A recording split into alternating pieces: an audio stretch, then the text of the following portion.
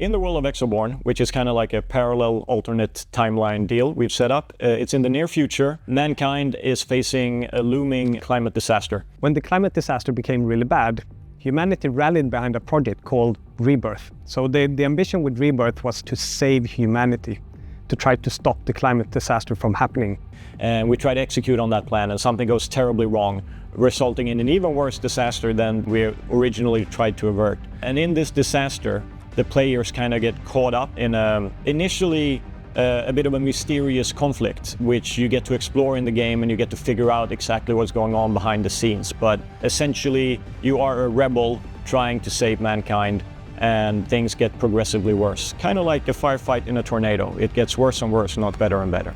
Exoborne is a tactical open world extraction shooter.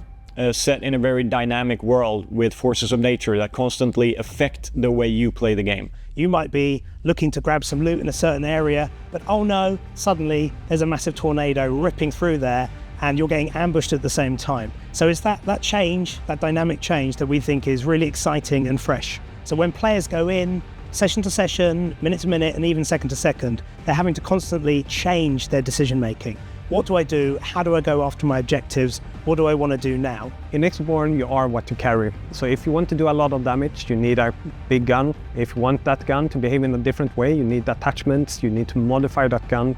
And it's the same way for the Exorig. If you want that Exorig to have different abilities, you need to find or buy different abilities and equip it. However, if you die, you lose it all, which means that it's very high stakes when you're out in a session, and you need to extract to be able to keep everything you have collected to the next session. I think people who've already sampled extraction shooters and enjoy them, there's going to be lots for them to enjoy and get in on. People who've played PvP shooters of different ilks, the more traditional ones, they're also going to have an exciting time within the world. We've had a mantra since many years back, since previous employments, which is always playable. Basically get the game up and running quickly, at least for us it's always been in multiplayer, so you can have people come in, evaluate it, and then you build based on user feedback.